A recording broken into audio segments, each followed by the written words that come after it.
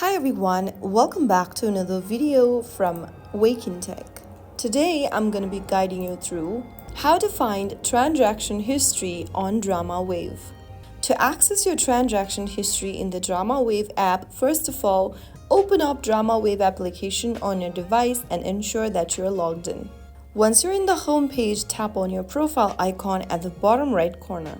Inside the profile menu, tap on My Wallet and then click on the transaction history button on the next page.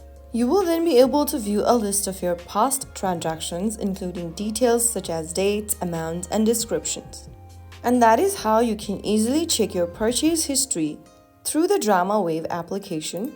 If you found the video helpful, don't forget to give us a thumbs up, share and subscribe to the channel for more DramaWave tutorials. I'll see you in the next video. Stay tuned till then.